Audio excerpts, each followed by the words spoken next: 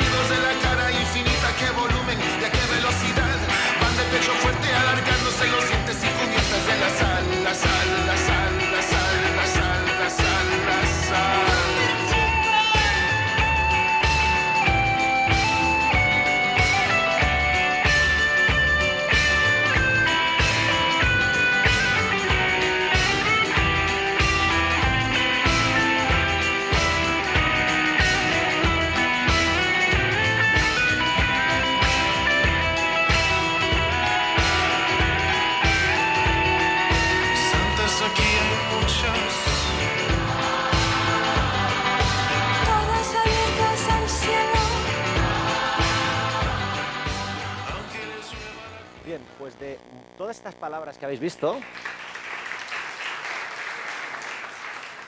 Se han hablado estos 2 días y se hablará hoy también. Bueno, cocinando para los sentidos, o cocinando con los sentidos. Nosotros, de forma intuitiva, desde el principio, como os decía, hemos ido trabajando para cada uno de los diferentes sentidos. Lo que pasa es que también hay que entender que la sensorialidad no está alejada.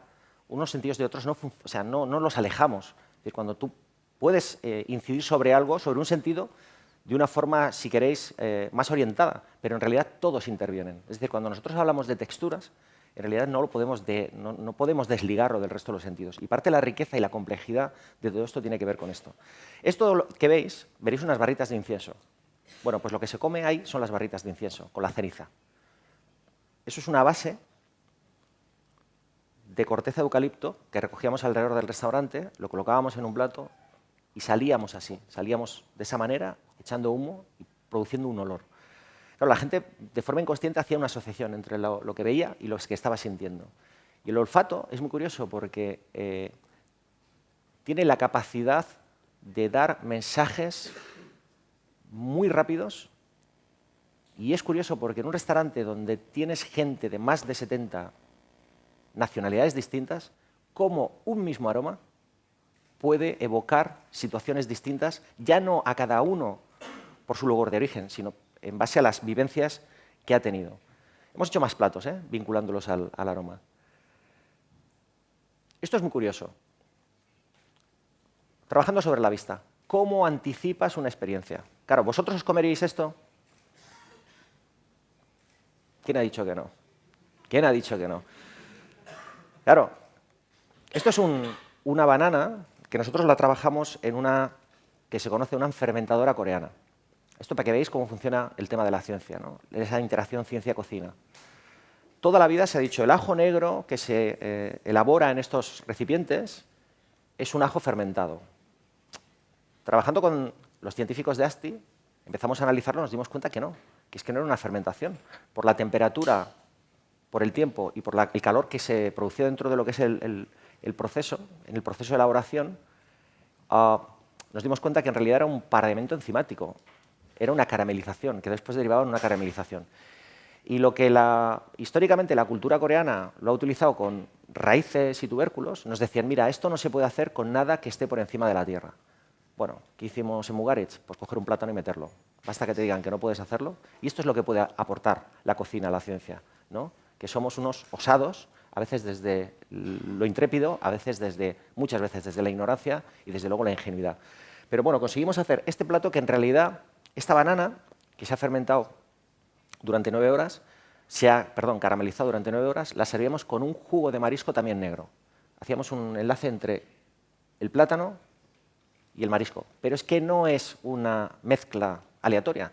Nosotros ya habíamos comido esa mezcla en Japón, en su día, en un restaurante que para nosotros es de culto. Es decir, nos enganchamos a una idea de nuestra memoria y la interpretamos a nuestra forma, poniendo al comensal ante una situación complicada, porque, como hemos dicho, lo primero que te encuentras es la vista.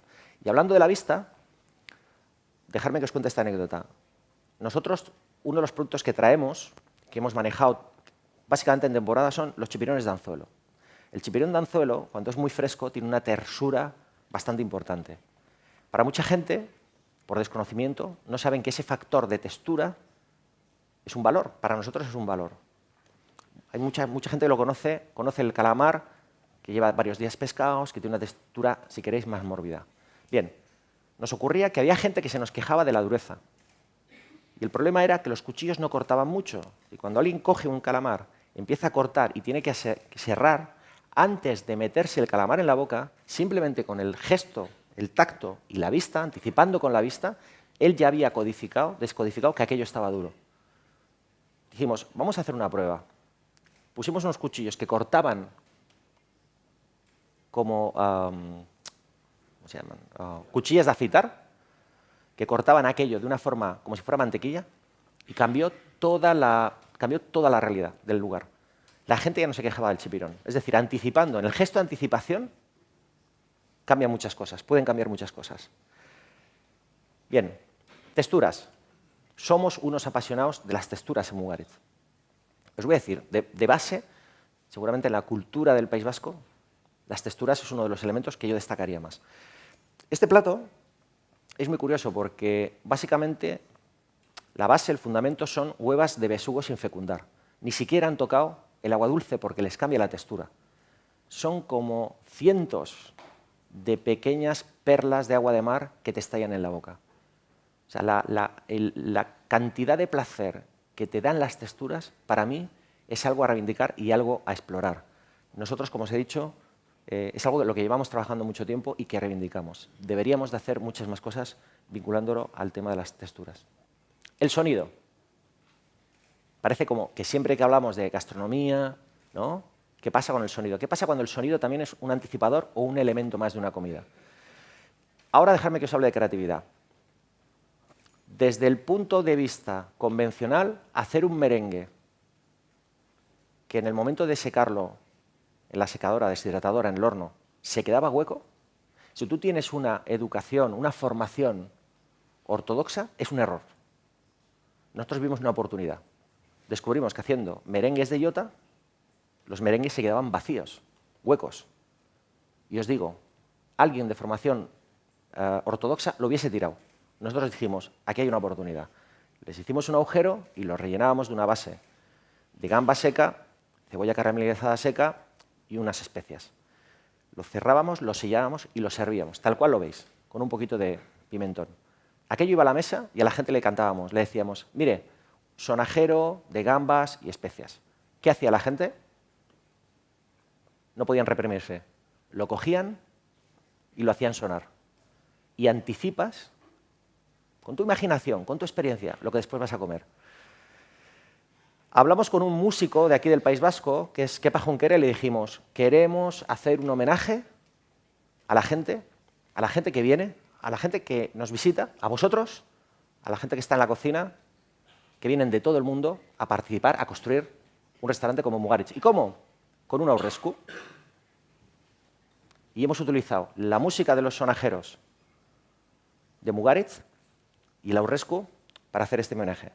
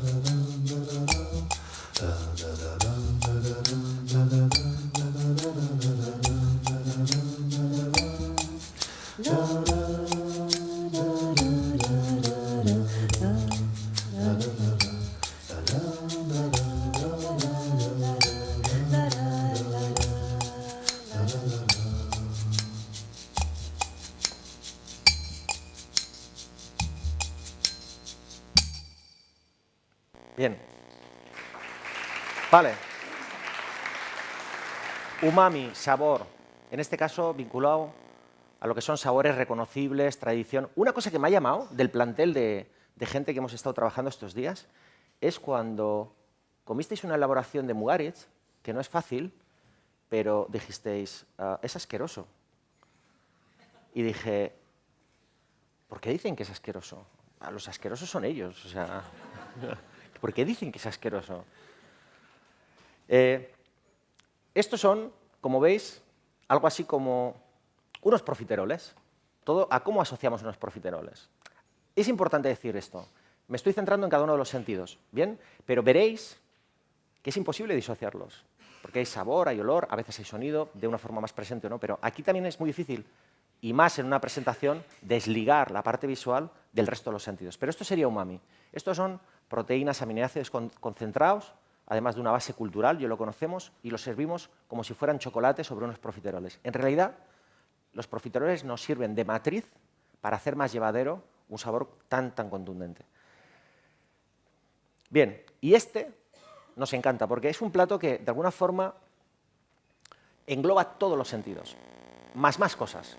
Para nosotros es muy importante la poesía, para nosotros es muy importante el contenido, para nosotros son muy importantes las historias. Esto que veis aquí, básicamente, es una asociación de ideas. es algo que vimos en su día en Japón, un kakigori, un rallador de hielo, y básicamente, ¿qué se puede hacer solo con agua? ¿Qué se puede hacer trabajando sobre la textura y el agua y sobre lo efímero? Bien, hicimos nuestra versión de lo que es un cóctel de marisco. ¿Qué es la mejor parte del marisco, de un marisco de calidad? El jugo de la cabeza.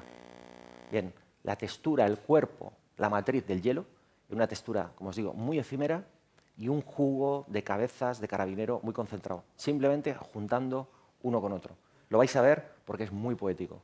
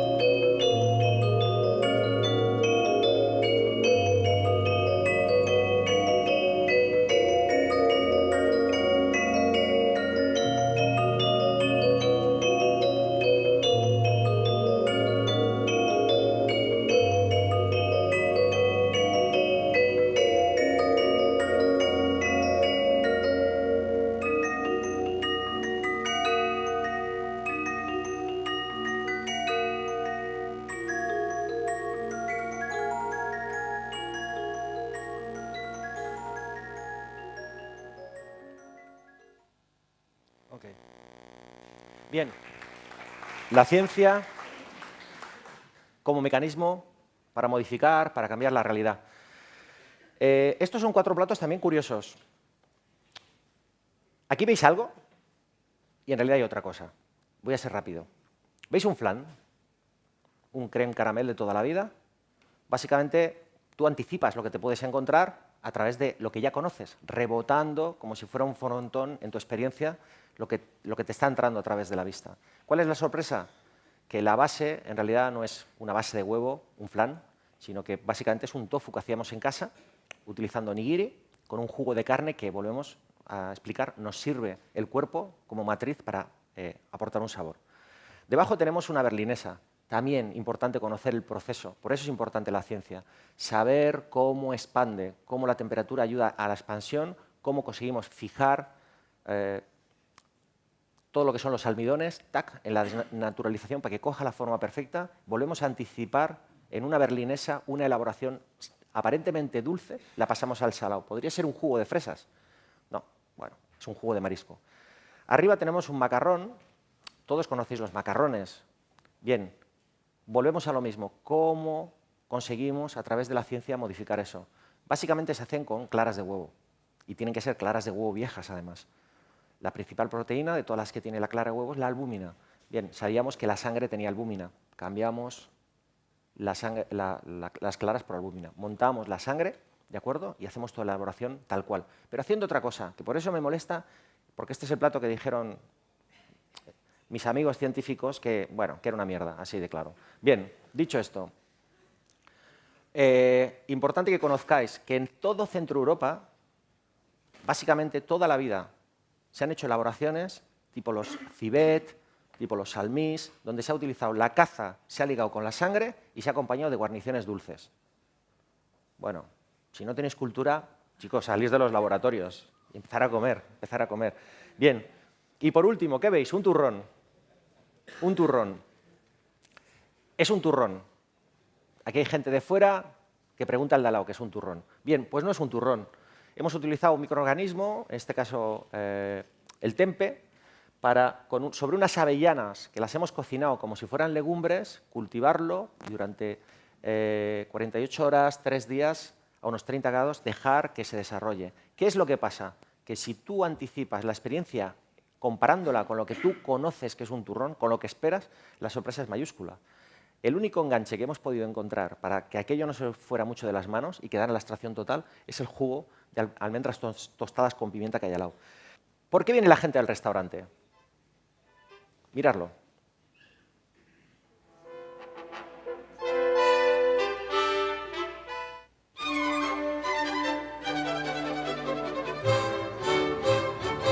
¿Por qué vendrá la gente a Mugarit?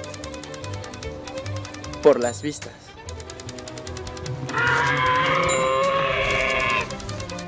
Por el servicio. Por las flores. Es por la comida. Por la bodega.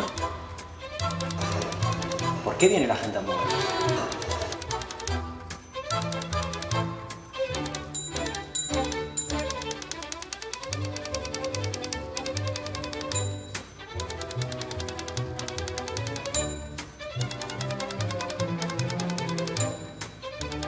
¿Os reconocéis alguno aquí?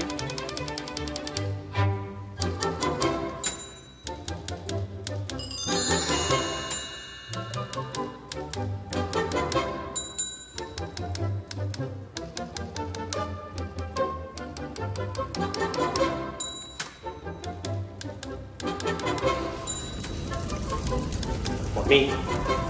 ¡Fuego! ¡Fuego! Bien, este trabajo, bueno, es una anécdota, pero se utilizaron cientos de correos que enviaba la gente, se analizaron desde unos neurolingüistas, como habéis visto, destacaron las palabras más importantes y para nosotros la sorpresa fue mayúscula, mayúscula, porque nosotros realmente pensábamos que la gente nos conocía por la comida y la comida era lo que arrastraba, pero la gente lo que recordaba era la experiencia vivida, el momento vivido. Y las emociones principales que se destacaban de este trabajo tenían que ver casi más con la relación entre las personas, con el acompañamiento hacia la experiencia, por cómo habíamos conseguido de alguna forma guiarles a través de todo lo que ocurría ahí. Fue mayúsculo.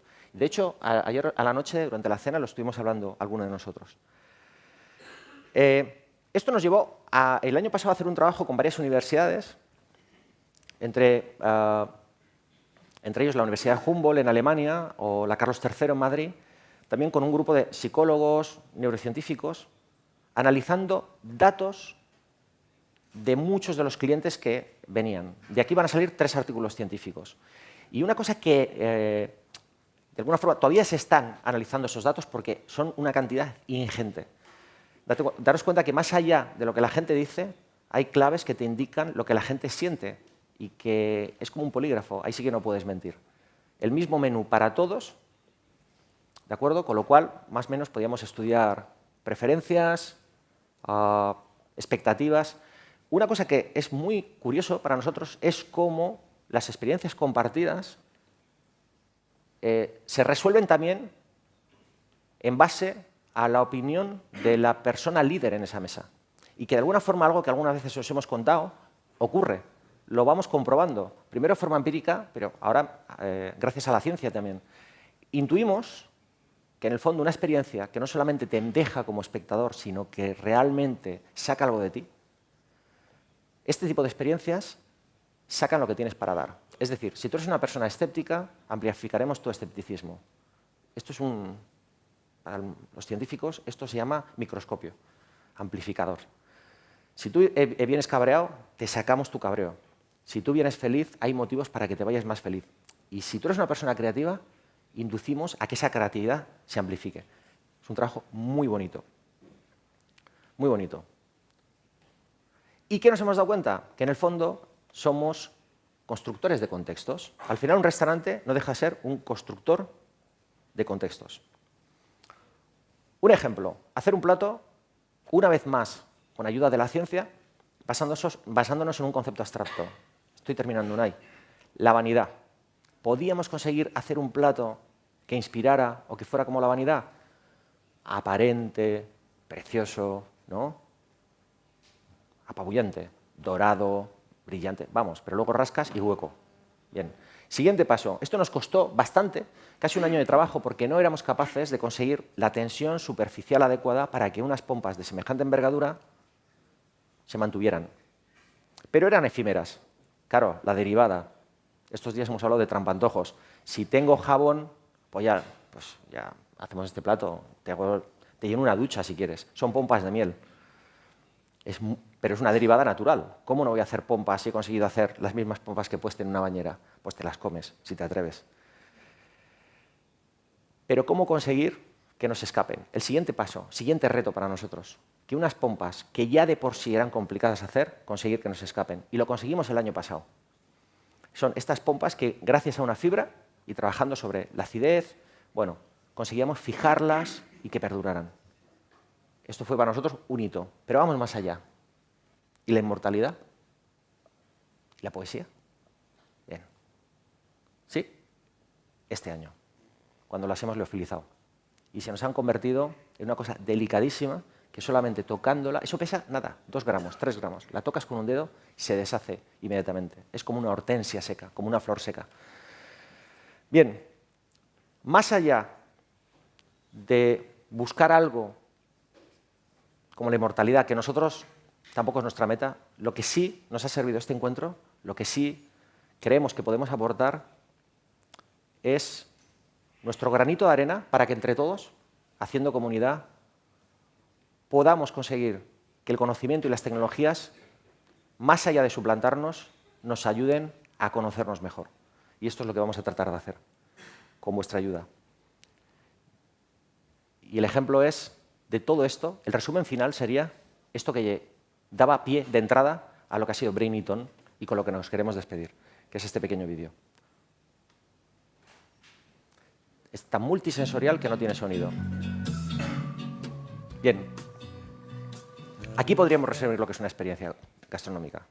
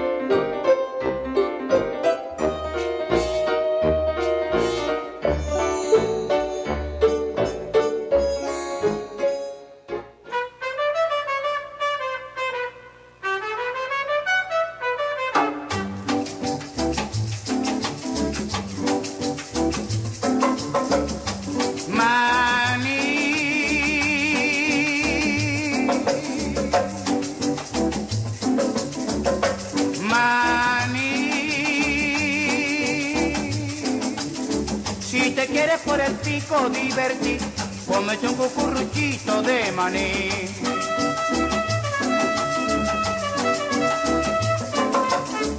Qué calentito y rico está, ya no se puede pedir más.